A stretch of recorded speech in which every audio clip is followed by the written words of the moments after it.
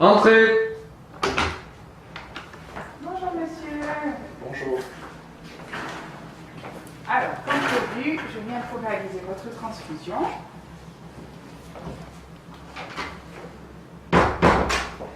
Mais avant cela, je vais vous demander quelques petits renseignements.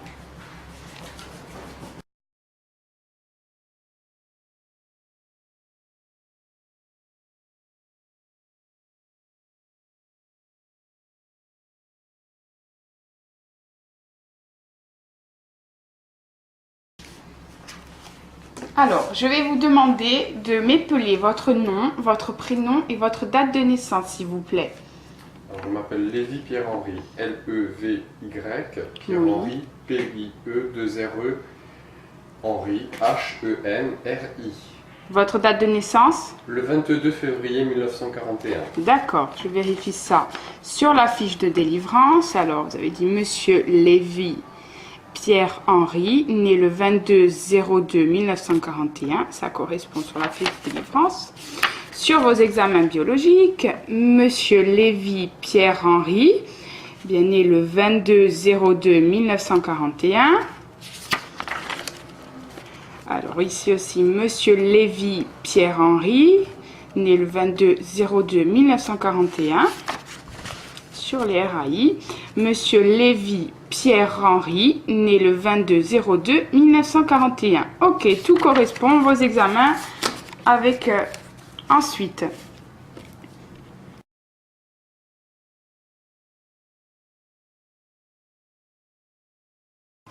Alors ensuite, je vais vérifier la concordance du groupe sanguin entre mes examens biologiques et ma fiche de délivrance. Alors, sur mes examens biologiques, mon patient est de groupe B et de rhésus positif. Sur ma deuxième détère, donc le patient est bien de groupe B, rhésus positif. Sur ma fiche de délivrance aussi, mon patient, la poche, le concentré globule rouge est de groupe B+, comme sur mes examens biologiques. Ensuite, je vais vérifier le phénotype entre mes examens biologiques et ma fiche de délivrance.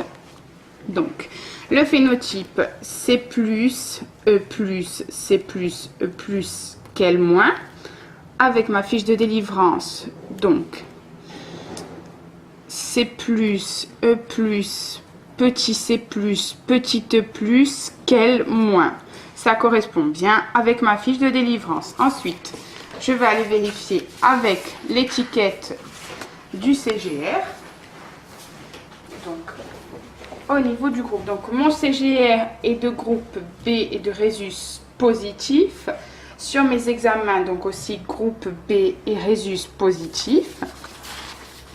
Sur ma fiche de délivrance aussi, groupe B et rhésus positif. Je vérifie le phénotype. Donc, C+, grand E+, grand E+, petit C+, petit C+, petit E+, petit E+, quel moins, donc aussi quel moins. Je vérifie aussi avec mes examens biologiques et ma poche aussi. Donc, C+, C+, E+, E+, petit C+, petit C+, petit E+, là aussi petit E+, et quel moins, sur ma poche aussi, quel moins. Donc, tout correspond bien entre ma poche, ma fiche de délivrance et mes examens biologiques.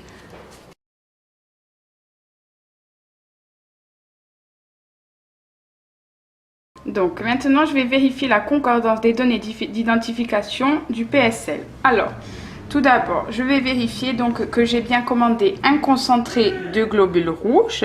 On m'a bien envoyé un concentré de globules rouges. Donc la qualification, il y avait une qualification, donc phénotype RHKEL. Ma poche donc est bien phénotype RHKEL, ce que j'ai vérifié tout à l'heure, qui correspondait bien. Ensuite, je vais vérifier avec mon étiquette et ma fiche de délivrance, je vais vérifier le numéro d'identification à 11 chiffres.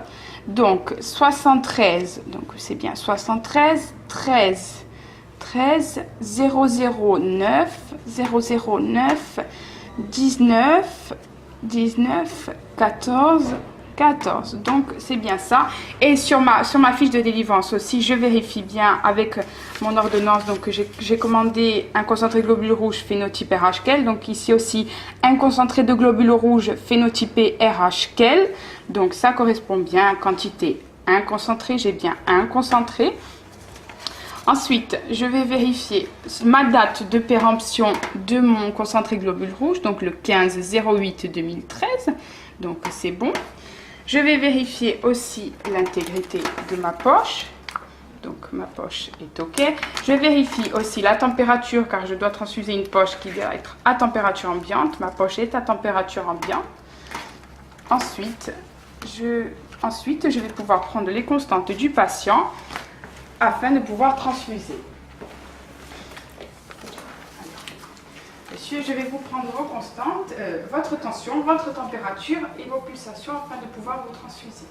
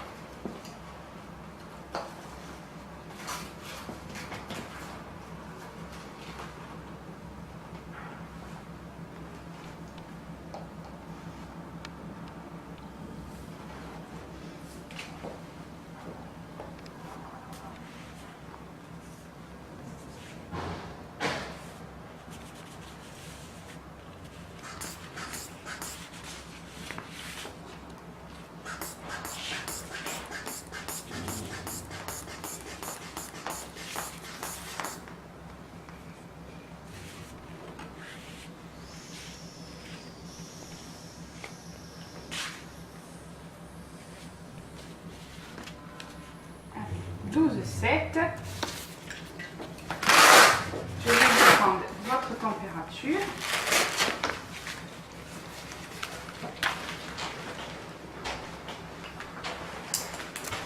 Et vos pulsations.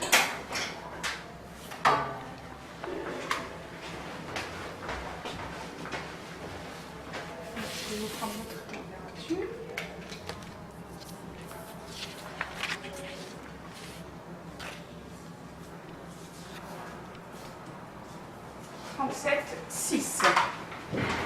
Voilà. Je vais pouvoir vous prendre les pulsations.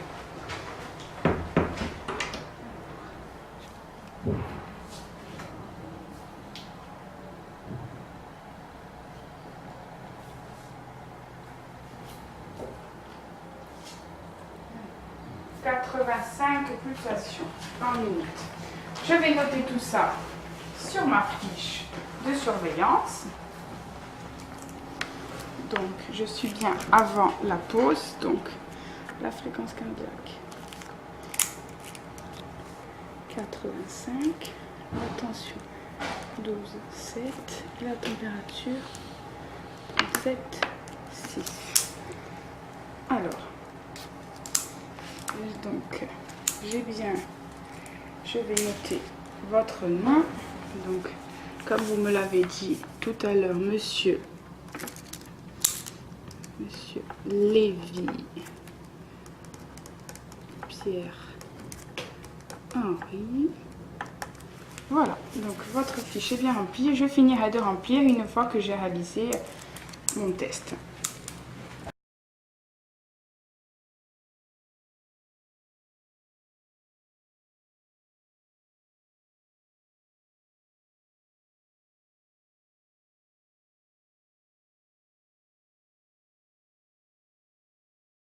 Alors, je vais maintenant réaliser mon test pour vérifier la concordance.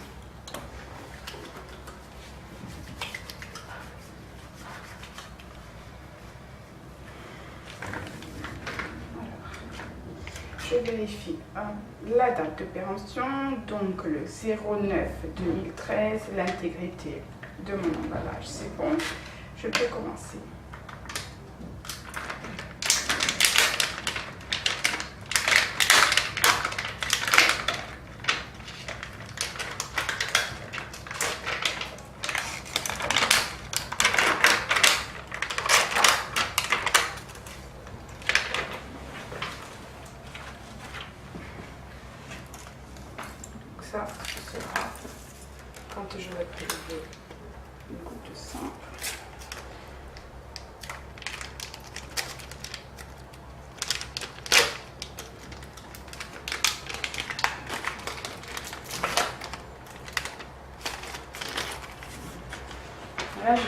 bien que les réactifs donc soient bien bleus et les deux bien jaunes, qu'il n'ait pas changé de couleur.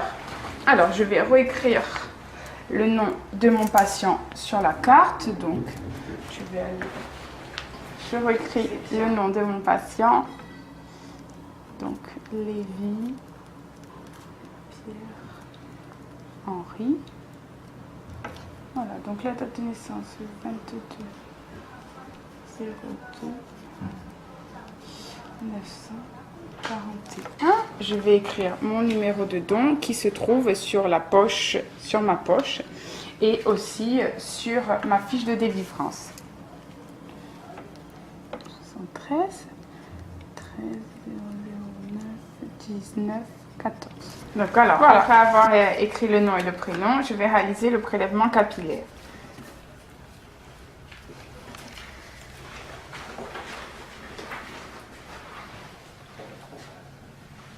Je vais l'enlever avant.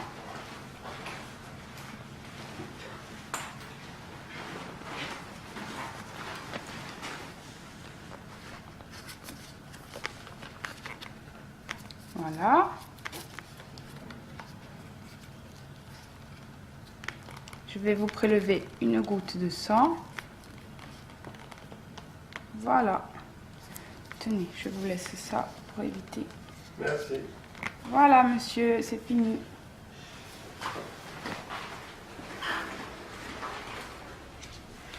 Alors, je jette ça dans le conteneur. J'enlève mes gants. Vu qu'il y a du sang, je les mets ici. De la solution hydroalcoolique après.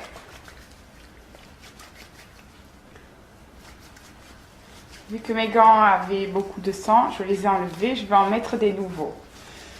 Donc, j'ai changé ma paire de gants vu que mes gants étaient souillés. Je prends la tibulure pour déposer une goutte de sang sur ma carte.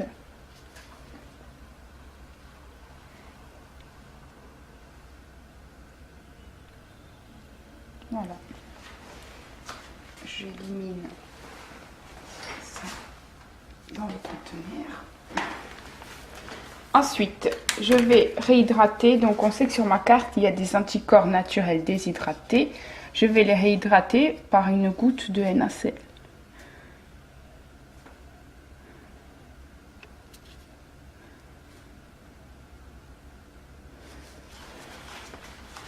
Voilà.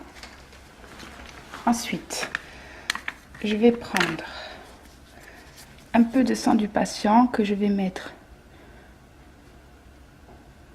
sur l'anti-A.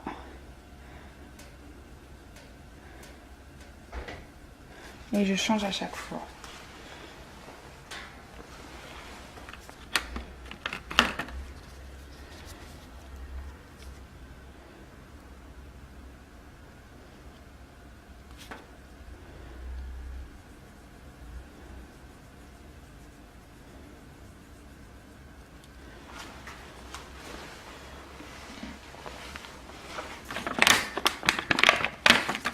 Ensuite, je fais la même chose pour le sang du concentré de globules rouges.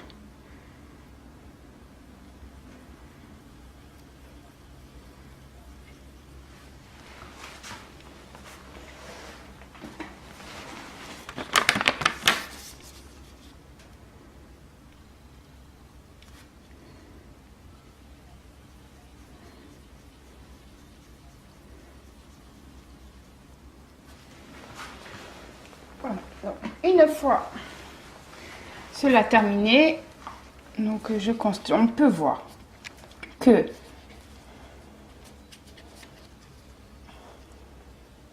avant cela, quand même, je chaloupe pendant 30 secondes.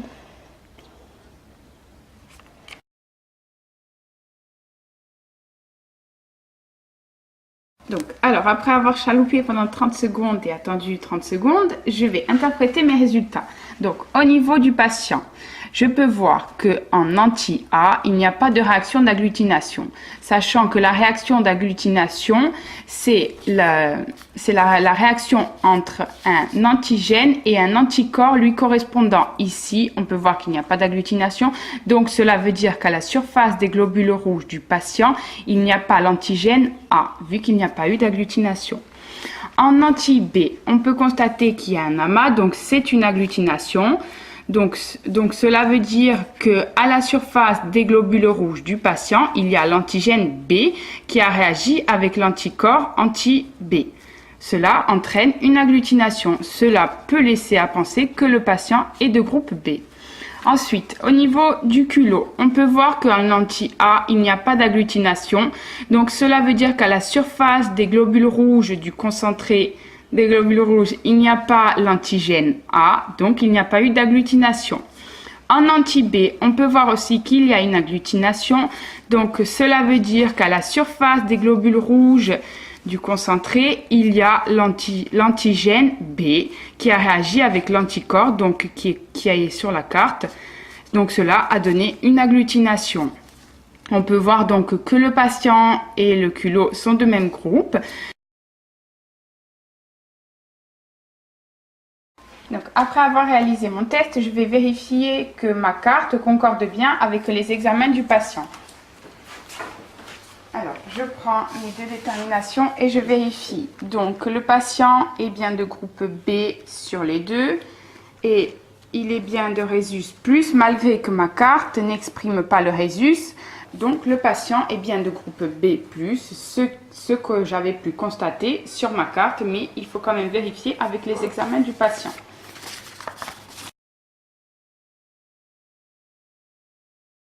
Donc, j'ai bien vérifié la concordance avec mes examens biologiques. Je vais vérifier maintenant avec ma fiche de délivrance.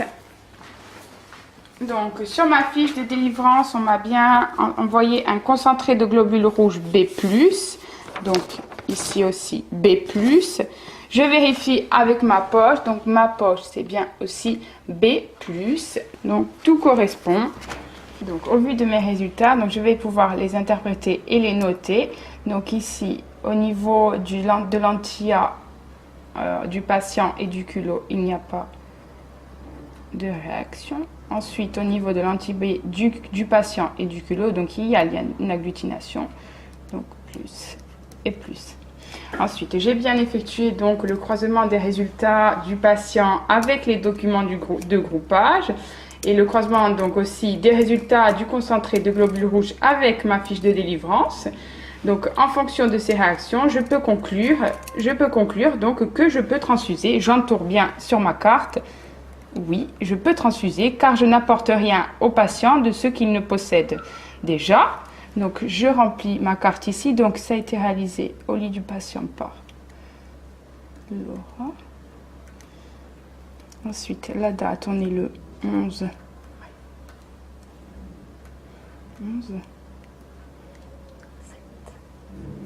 2013.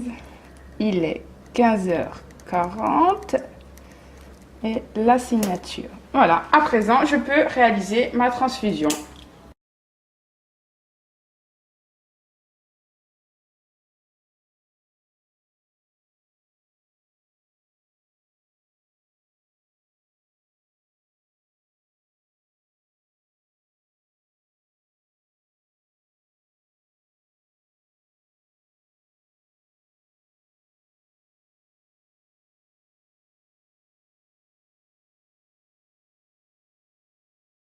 Bien sûr, là, on peut voir qu'entre le patient et le concentré de globules rouges, ça ne correspond pas. Le concentré de globules rouges sur ma carte est de groupe A, tandis que mon concentré de globules rouges est de groupe B. Donc, cela ne correspond pas. Je vais refaire un autre test pour voir s'il y a eu par exemple un problème avec ma carte. Donc je refais un autre test. Si le test n'est pas encore compatible, je ne transfuse pas. J'appelle mon médecin qui contactera l'EFS et la poche sera sûrement renvoyée à l'EFS.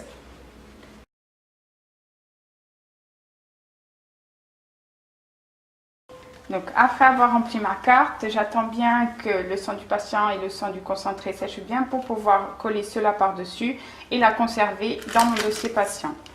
Donc je vais préparer pour réaliser la transfusion. Donc je me mets de la solution hydroalcoolique, je mets des gants.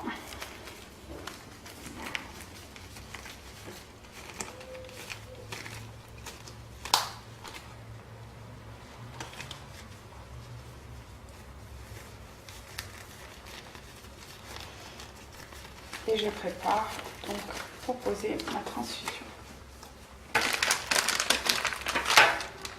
Donc avant cela, je vérifie toujours, même si je l'ai déjà vérifié, ma date de péremption, donc le 06-2017, l'intégrité, voir si elle n'est pas déjà ouverte, donc là c'est pas le cas, c'est bon. Je revérifie la date de péremption de ma poche, donc le 15-08-2013, c'est bon. Et je vérifie aussi qu'elle soit bien à température ambiante pour la poser au patient, c'est bon aussi. Donc avant cela, je vais brancher ma tubulure et la purger.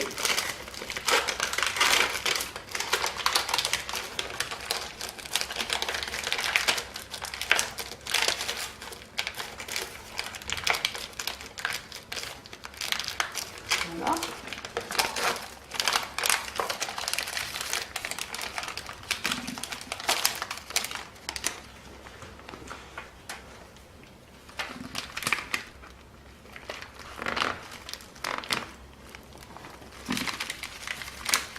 Donc c'est bien une tubulure à filtre pour éviter de casser les globules rouges.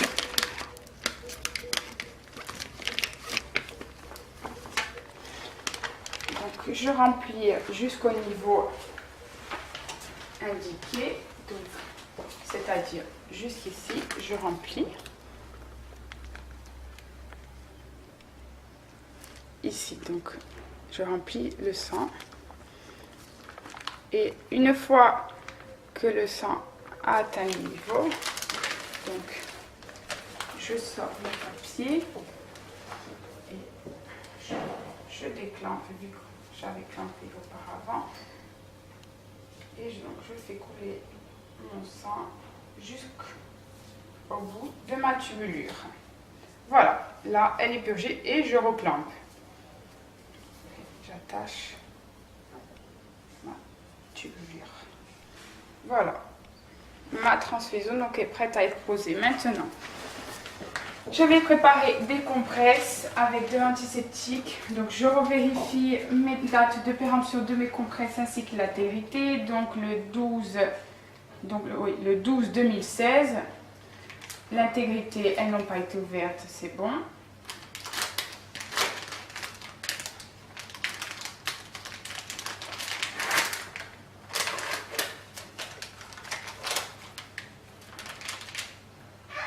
Je mets de l'antiseptique, donc aussi là je vérifie, comme j'ai vérifié tout à l'heure, ma date d'ouverture, donc le 08-07-2013, sachant qu'elle se conserve un mois, donc c'est bon.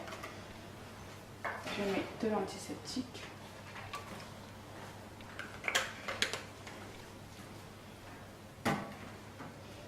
Avec cette compresse, je vais désinfecter mon robinet.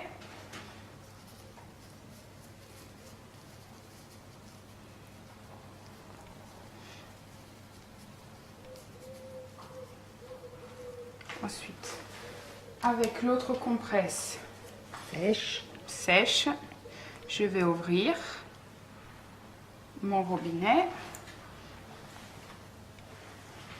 Ensuite, je prends ma tubulure qui est clampée. Donc, je l'ouvre sans toucher le bout et je connecte à mon autre tubulure. Ensuite, ça, je peux le jeter. J'ouvre mon robinet pour que seulement la transfusion coule et pas le NaCl. Donc, voilà. Là, ici, il n'y a que ma transfusion. Voilà. Donc, ensuite, je vais ouvrir ma transfusion Et pendant les premières 10 minutes, donc je dois avoir un débit lent. Donc comme j'avais fait mon calcul, ce qui faisait 85 gouttes par minute, donc un quart de 85, ce qui fait environ 20 gouttes par minute pendant les 10 premières minutes. Voilà. Donc, une fois ma transfusion posée, j'enlève mes gants. Je remets de la solution hydroalcoolique et je prends de suite les constantes à mon patient.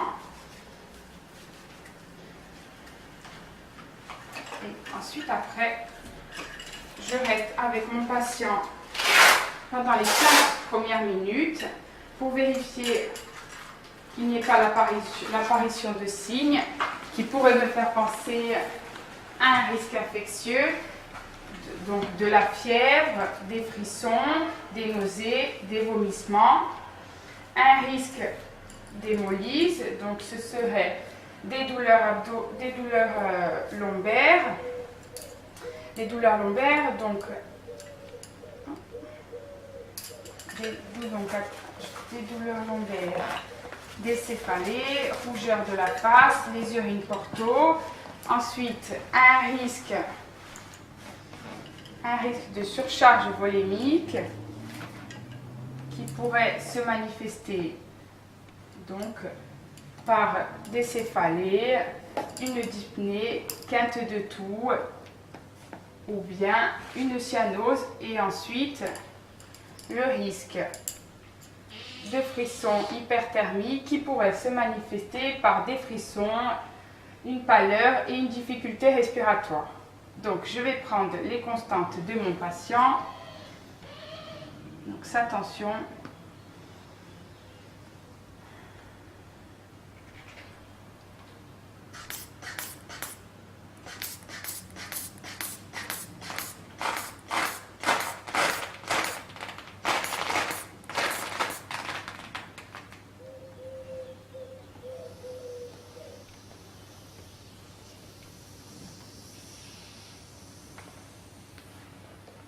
La tension est de 12,8.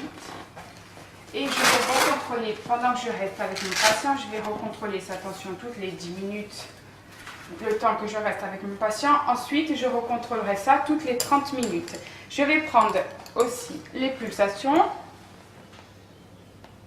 Donc, je vais prendre ma montre.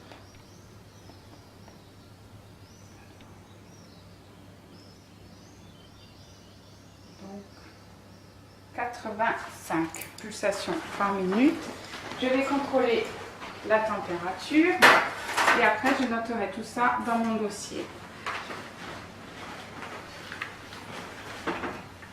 Alors je vais prendre votre température. La température.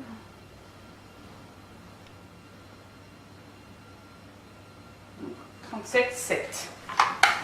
Je note tout ça dans le dossier. Je vais rester auprès de vous donc les 15 premières minutes. Pendant ce temps, je vais en profiter pour remplir ma feuille. Donc les constantes donc à 5 minutes que je viens de prendre. Donc 12, 8, 37, 7 et 85 pour la fréquence cardiaque. Donc j'en profite pour remplir. J'ai vérifié la concordance de l'identité des groupes sanguins. Donc oui. J'ai effectué le contrôle ultime. Oui. Ensuite, je vais prendre le numéro de ma poche. Donc alors 73 13 00 13 00 9 19 14. Ensuite la date, on est le 13, il est 15h40.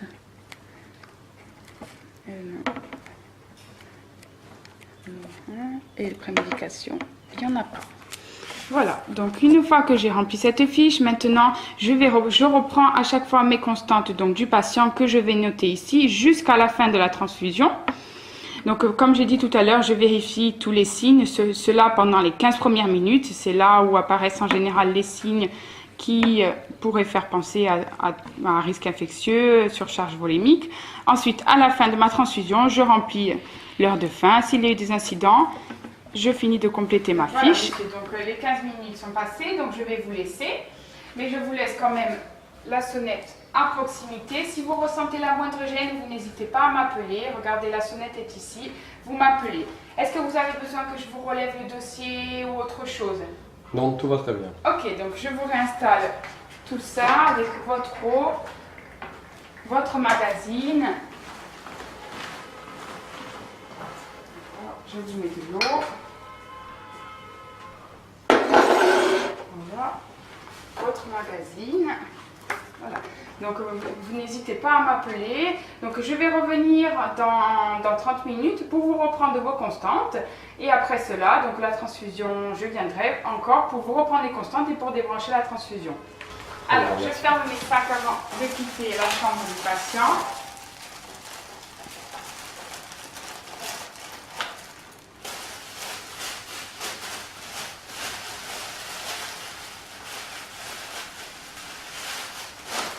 Voilà, je mets de la solution hydroalcoolique avant de quitter la chambre du patient. Voilà. À tout à l'heure, monsieur. Et vous n'hésitez pas à m'appeler si vous ressentez la moindre gêne. À tout à l'heure.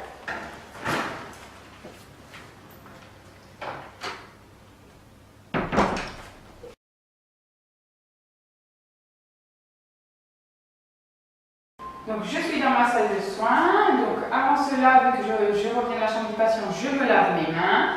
Ensuite, j'élimine tous mes déchets, je range mon matériel et je décontamine mon chariot. Puis, je vais réaliser mes transmissions. Alors, ma transfusion est terminée. Donc, j'ai bien conservé ma poche et ma tubulure dans le service. Je dois les conserver pendant 2 heures. Ensuite, donc, vu que ma carte a bien séché, je vais pouvoir coller cela afin de la conserver dans mon dossier. Voilà. Cette carte, je la conserve dans mon dossier transfusionnel. Ensuite, je vais en profiter pour remplir la partie donc retour d'information. Une fiche de délivrance va rester dans mon dossier, l'autre retournera à l'EFS. Donc, alors, je vais écrire le numéro que j'ai inscrit sur ma carte. Donc, 73 13 9 19 14. Donc la contrôle des concordances des documents, oui. Le test de compatibilité ABO, oui. Donc le nom.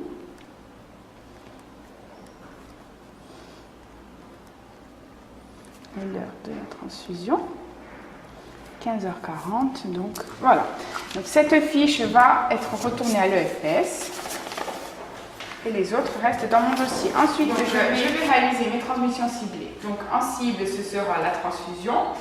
En données, donc, je vais mettre un concentré de globules rouges qui a été passé en 1 heure. Ensuite, en action, donc ma transfusion, je mets que ma transfusion a débuté à 15h40 et s'est terminée à 16h40. Les constantes du patient sont restées entre 12,7 et 13,6. Sa température est aux alentours de 37. Et ses pulsations étaient entre 85 et 88. Ensuite, en résultat, le patient n'a pas présenté de signe d'intolérance. Et bien sûr, le médecin a prescrit une NFS pour vérifier son taux d'hémoglobine demain matin, car mon patient était anémié. C'est pour cela qu'il a eu une transfusion.